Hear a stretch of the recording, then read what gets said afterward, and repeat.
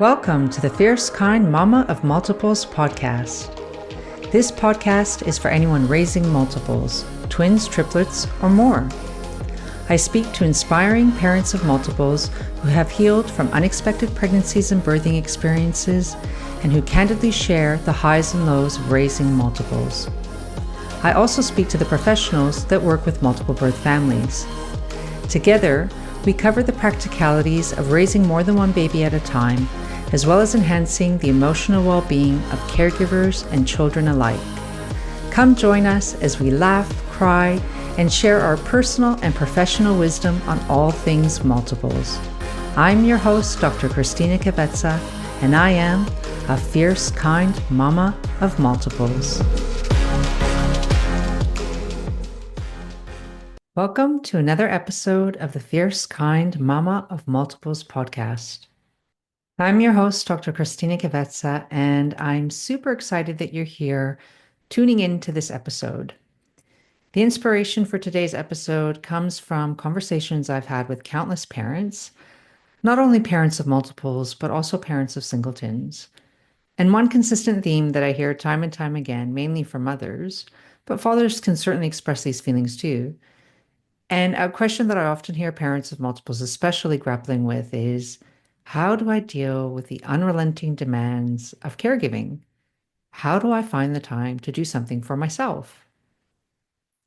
Now, whether you're in the newborn phase or your multiples are older, you can probably resonate with feeling like you have no time to just relax, to do something completely on your own. I mean, I don't know about you, but I still can't even go to the toilet without little people needing me, and my children are now school age. I often see or hear from two types of people: those that struggled to manage their time before having kids, and then when they had multiples, they became really overwhelmed, or those that were so super organized and on top of all the things, and then when they had multiples, they became really overwhelmed. So, why might that be? Well, I think it kind of makes sense to most of us that the first type of person, someone who has never really been super organized or prepared, we can kind of see that they may be more susceptible to becoming overwhelmed when they all of a sudden have more than one baby to care for. But it might be more puzzling to us as to why the second type of person, the one who has always been on top of things, why do they tend to struggle managing their time? For the second type of person, they are used to being in control and overseeing their own daily activities. They're used to having order and routine. They might be the type of person who never arrives late and achieves lots of things in their personal and professional life. Once the babies arrive, though, and you bring them home, if you are that type of person who was super organized and tidy, you quickly realize that it becomes really, really hard to keep on top of everything, even when you have the best intentions. And what I see many people do is, rather than accept that they have to make some changes, whether that be accepting some level of mess or disorganization, or accepting that for a time they may not be able to do all the things they used to do before kids, they either try really, really hard to get everything done, all the caregiving tasks, as well as working and or doing their personal hobbies. And then what ends up happening is that they experience some degree of physical and or emotional burnout because they're simply doing too much. Or they give up trying to do anything for themselves and instead focus 100% of their time and energy on caregiving. But my question to that is, at what cost? What does it cost you if you're always sacrificing your own needs and desires? Now, if you're listening to this and you have newborn babies, or you think you need some basic tips on streamlining your life so that it is a bit more manageable, and this applies even if your children are a bit older, then be sure to check out some earlier episodes I did this season. Episode 4 is about efficient household and parenting hacks. And episode 6 is about mastering feeding time with newborn babies. And if you listen to the episode on practical tips for feeding newborn multiples to help make it more efficient and less stressful, I briefly spoke about being mindful of your own needs. And I asked you if you wanted to hear more about how to nurture yourself, particularly in the early years of parenting. And the feedback that I got from many of you listening was yes, this is an issue for you and something that you struggle with. You wanted to know how you could keep some level of self care while simultaneously being very, very busy raising your children. Because I've heard the same issue from many parents, it seemed timely to tackle it head on and offer you some practical suggestions about how to care for yourself while you're caring for others. But before we get into today's content, I want to remind you if you're currently expecting multiples, firstly, congratulations and welcome to the wonderful world of raising twins, triplets, or more. Secondly, have you checked out my free guide specifically for pregnant mamas of multiples like you? If not, head over to my website, click on the free resources tab, and there you'll find my Expecting Multiples 101 guide to help you prepare practically for the amazing journey ahead. Also, I have a very important announcement that I'd like to make. As you would know, I created this podcast to help other parents like you. I've been creating this podcast for almost 2 years, and I've loved interviewing my amazing guests and creating content for you. I've loved hearing from you and getting your feedback. This podcast has been a labor of love, and in some ways, this podcast is like giving birth and becoming a parent for the first time. I see this podcast as more than a project. It's been a real passion of mine for so long. But sadly, I need to direct my time and energy on other projects. So it is with a sad heart that I tell you that today's episode will be our last. I will be taking an extended break from podcasting, and it is my sincere hope that I can come back here and have these discussions with you sometime again in the future. If you want the journey to continue, then please hang on until the end because I will briefly mention how you can keep in contact with me and continue to receive expert guidance. Now, let's dive into today's content. The first thing I want to say is I want to acknowledge the real struggles that many of you are facing right now. I know from both personal and professional experience that parenting multiples in the early years can be hard. Many parents report that they struggle with a range of issues, including lack of sleep, the constant care demands, feeling stretched thin. You might even at times feel like you're running on empty, physically, emotionally, and mentally. And I haven't even touched on the financial or relationship stressors that are also more common in multiple birth families. That reminds me, if you are raising multiples in a partnership or you and your partner are expecting multiples, then you might like to check out my earlier episode this season on the 5 biggest mistakes that I see couples with multiples make. But for now, it's important to acknowledge and vocalize the real challenges we face as parents of twins, triplets, or more so that we can make changes. I meet a lot of people through my work, and one thing that I see time and time again is that people who do well, that is, people who manage to achieve an overall level of contentment and satisfaction with their life, they tend to be people who do more than complain. Yes, initially they may identify a problem, but then they take action. So if their life is unsatisfactory, if something doesn't feel good to them, they spend time acknowledging the struggle and speaking about it with friends, family, or even professionals. But eventually, if they want to feel better, they come to a realization that something has to change. They need to change some aspect of their behavior or life in order to feel better. I want to share a story with you about someone who thought they were too old to change. This story isn't about parenting, by the way, but it parallels a lot about what I intend to say about self nurturing or self care. Okay, so going back to the story of this person who thought that they were too old. They had reached a point in their life where they were approaching retirement and they were so unhappy at their job. Like it was really evident, even in the way they approached their work. They were practically taking up space at work and not contributing in any meaningful way. But at the same time, they were doing enough, the bare minimum, to hang on to their position until retirement. The real problem was that this person's attitude was affecting others.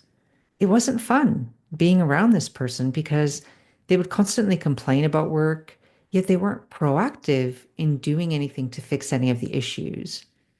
And to be fair to this person, a lot of what they were complaining about was well beyond their control. The workplace wasn't great. There were real issues there. And on pen and paper, yes, this person's complaints were 100% justified. But instead of choosing a different path, in this case, the person was highly qualified.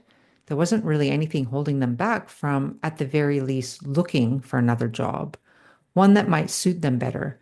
But every time the topic of change was mentioned, this person kept coming up with obstacles.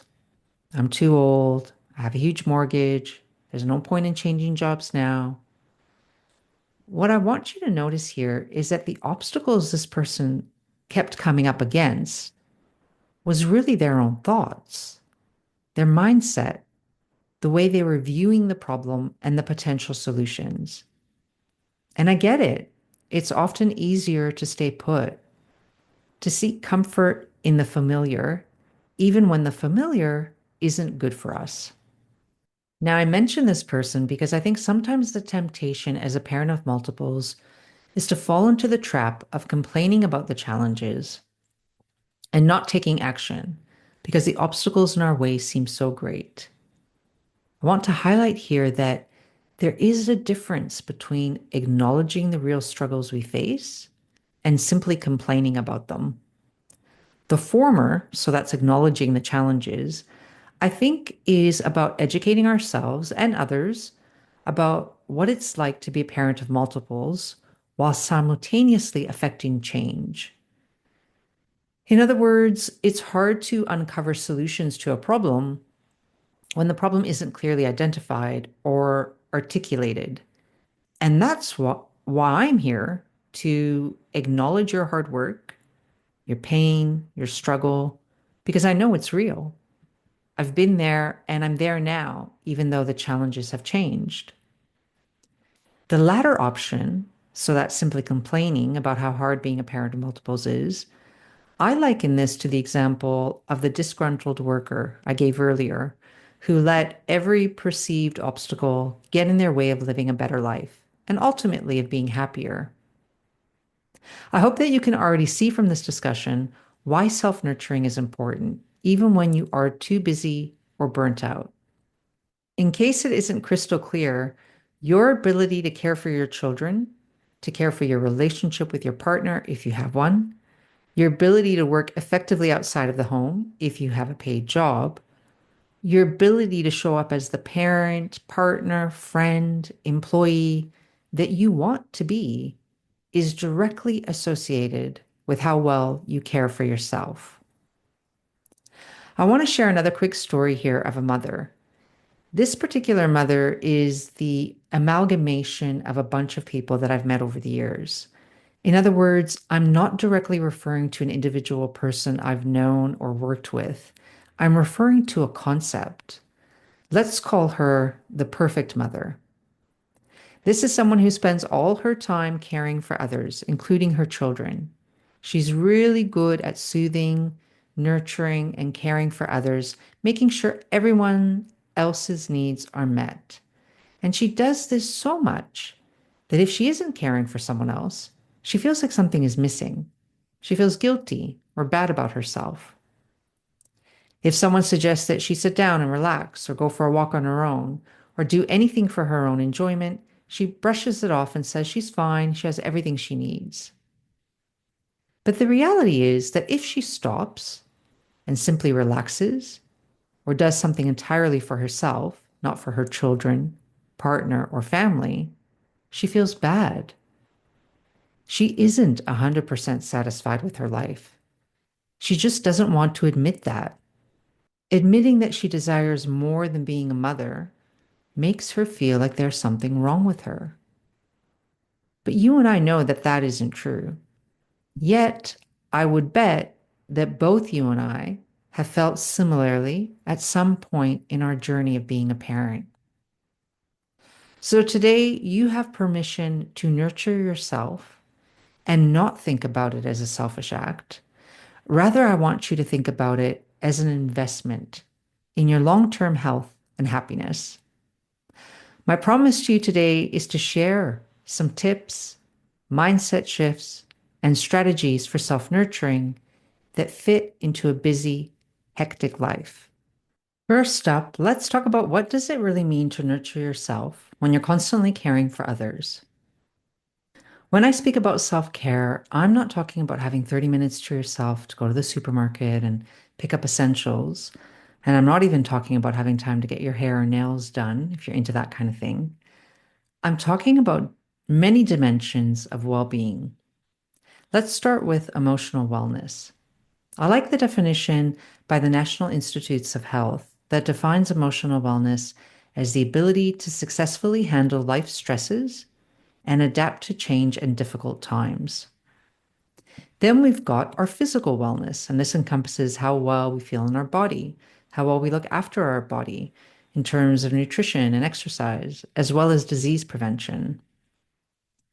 Another dimension is occupational wellness, and this pertains to our personal satisfaction with our job or career. I like to include parenting satisfaction in this domain. Then we've got social well-being, and this encompasses how healthy our social relationships and connections are. Another aspect of well-being is spiritual wellness. This doesn't have to be aligned with a particular religion, and it may or may not include a belief in a higher power. I like to think of it as having a sense of purpose and meaning in life. The next one I believe is often overlooked, but is super important, and that's your intellectual well-being. This is about engaging in activities that stimulate your cognitive faculties and includes activities that are thought-provoking or mentally stimulating. Another dimension of well-being that I think is topical, but again, maybe not at the forefront of everyone's minds, is environmental well-being. Environmental wellness is about doing activities and engaging in behaviors that not only make you feel better, but also contribute to environmental preservation. This might be buying eco-friendly products, recycling, making deliberate choices to conserve energy, fuel, and water, just to name a few. And lastly, with cost of living pressures being a big focus in recent times, we can't forget about our financial well-being. Financial wellness might encompass managing your expenses and planning financially for the future. Now, what I tend to see is when we get busy caring for our kids, we start to neglect one or more of these dimensions of well-being. I'm going to pause here for a moment and ask you to reflect on a couple of questions. Here's the first. Do you spend enough time attending to each of these 8 domains? If not, what gets in the way? Common obstacles I hear from parents like yourself is I feel guilty taking time for myself. I'm so busy caring for the kids. There's not enough time in the day to get everything done. I'm so stressed from everything that is already on my plate. I don't even know where to begin. If any of that resonates with you, then you're in the right place because I know firsthand how challenging it is to care for multiple babies, especially in those early years. And I specialize in helping parents like you find more enjoyment in your life despite the challenges. So, why are the early years so challenging for many parents of multiples? Essentially, the demands of caring for multiples can easily affect your well being due to a constant cycle of feeding, diapering, and soothing, coupled with a lack of sleep, especially in those early months. And for some of us, the lack of sleep continues for years. This can have an emotional toll on us as parents. It can deplete your mental and emotional energy. The buildup of stress can lead to irritability, overwhelm, and even burnout. And all of this has a ripple effect on your relationships, including the one with your partner, if you have one, and your children. So, what are you supposed to do to nurture yourself? I want us to go back to those 8 domains of well being and ask yourself this question: what area of my well being am I neglecting most? Or which area of well being is most important to me? Then consider how you can make small, bite sized changes to increase your wellness on that domain. Hi there, Fierce Kind Mama. Sorry to interrupt the discussion, but I have something to share with you that I know you're going to love. We're often told that parenting can be hard, and whether you're a soon to be or current parent of multiples, there is going to come a time when you will probably feel stressed, overwhelmed, or even worried about the future. That's why I've developed a free guide for parents just like you with my 5 top tips for handling stress and overwhelm. You can download it now from my website, fiercekindmama.com. So let's say I'm working with a mother who comes to me because she's feeling stressed. And she says to me, I want strategies to feel better. And when we drill down a little deeper, I find out that she wasn't entirely thrilled at the news that she was expecting multiples. It had been a long journey for her to fall pregnant, and while she wanted to become a mother, she didn't wish or anticipate falling pregnant with more than one baby. Now that her babies are here, she can't imagine life without them, but she feels isolated and a bit bored with staying at home looking after the children. So she decides to go back to work part-time a bit earlier than she had originally planned, thinking that that might make her feel better. Once she's back to work, she finds juggling her job with the care of her children stressful. When she's at work, she can't stop thinking about her kids and how they are adjusting at childcare. She feels some guilt at leaving them at childcare, particularly when they constantly get sick. And when she's at home with the kids on her days off from work, she doesn't enjoy her time with the kids because they seem so unsettled and overtired from being in childcare, and she's so busy trying to prep everything for her working days. She feels like she's doing neither job, that is her paid job, nor her job as a mother, very well. Sound familiar? If this were you, what would you do to feel better? Now, I could have told this mother to spend even just 5 minutes a day enjoying a hot cup of coffee or tea without multitasking. I could have told her to do some regular exercise while her babies were asleep. I could have told her to pay for a babysitter occasionally and have a spa day or enjoy some other indulgent activity that she didn't get to do very often. I could have told her that asking for help is essential, that it doesn't mean she's failing as a mother. But I want you to think about this for a minute and ask yourself, what's the real problem here? Is it that she simply needs more time to herself? Or is there a deeper issue at play here? The reality is that this story is far too common. This is the picture of the modern mother, you, who feels pulled to be everything to everyone and to do it all with a smile on your face and without complaint.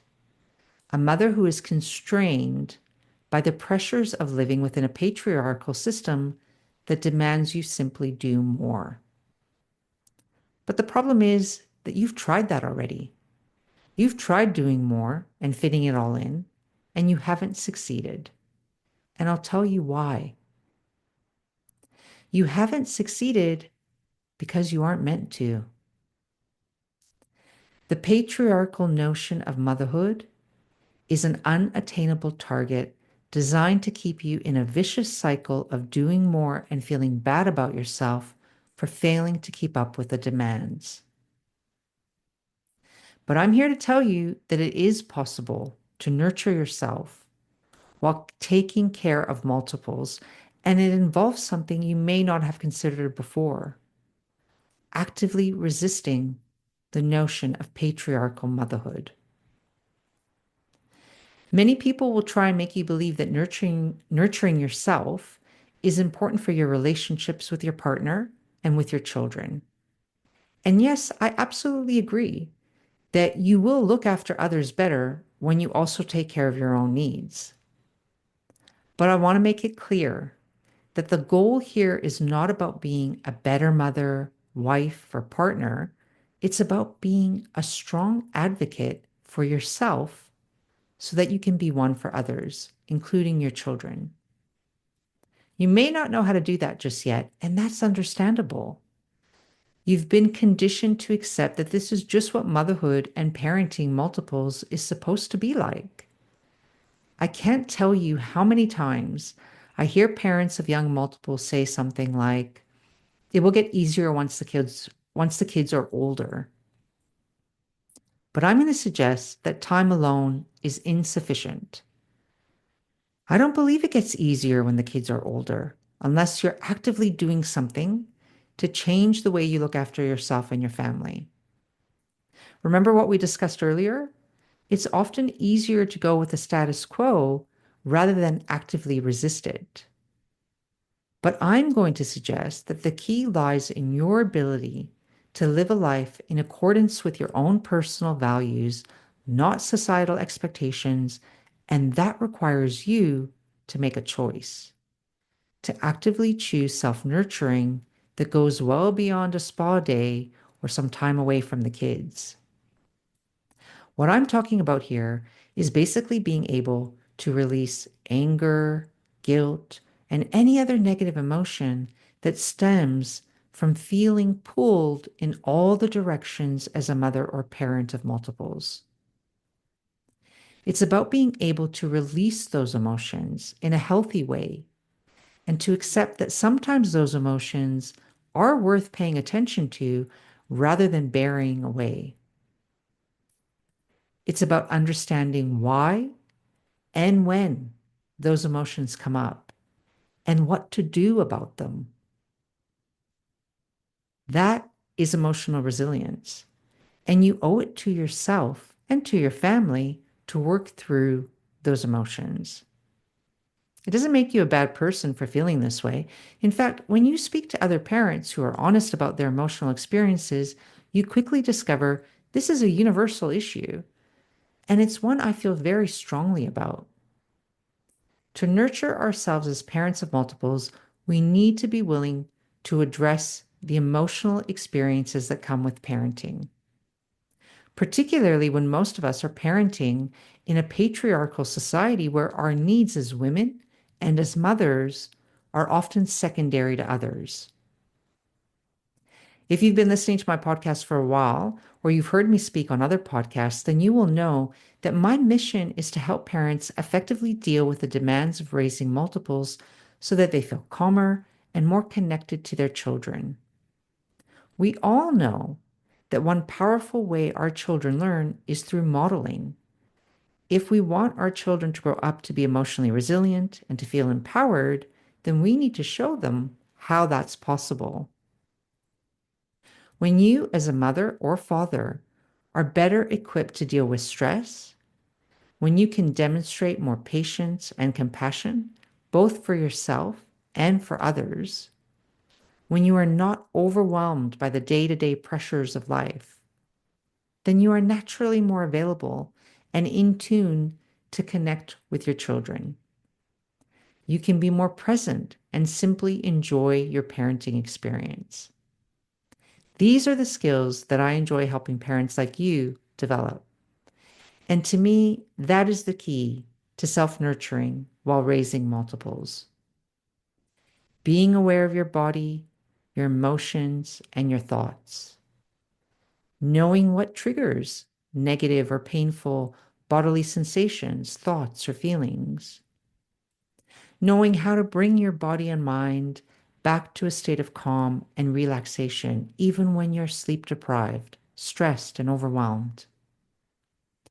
Understanding from a broader perspective the factors that make it more likely as a parent of multiples to experience burnout, fatigue, and negative emotions like anger. Being able to let go of societal pressures and expectations that do nothing more than make you feel bad about yourself. All of this and more is what I define as self-nurturing. And all of this is exactly what I help parents of multiples like you learn to do. All right, we are nearing the end of our final episode, but rather than this being the end, I'd like it to be just the beginning. If you're interested in being part of a community of fierce, kind mamas of multiples who want to learn specific tools and strategies for parenting multiples with confidence and ease, then listen carefully because I have an opportunity for you that is ending very soon.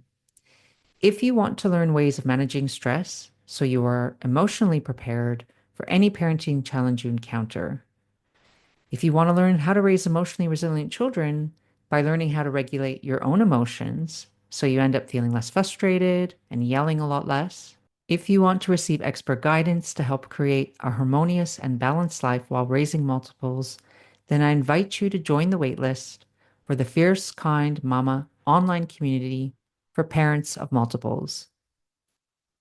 This community is unlike any other you will find online. Firstly, it's specific for parents of multiples like you. And second, unlike other many community groups, this group will be expert-led and focused on empowered parenting of multiples, where your needs matter just as much as your kids. So if you're interested in hearing more, head over to fiercekindmama.com/waitlist and pop down your details. This link will only be available until the 10th of December. I do hope to see you there. If I don't hear from you, I wish you all the very best on your parenting journey. Thank you so much for being here. Bye for now. Thanks for listening to today's episode. If you like what you've heard, then please follow and leave a review so that other expectant and current parents of multiples like yourself can find this podcast and the valuable information it contains. I'd be so very grateful if you left a review and shared this with anyone you think could benefit from listening. If you have a particular topic you'd like me to cover on this podcast, feel free to reach out to me via my website, fiercekindmama.com. New episodes are released every second Wednesday, so I'll see you back here real soon. Any advice and information in this podcast is general only and has been prepared without taking into account your particular circumstances and needs. For tailored, individualized advice, please consult with a qualified professional.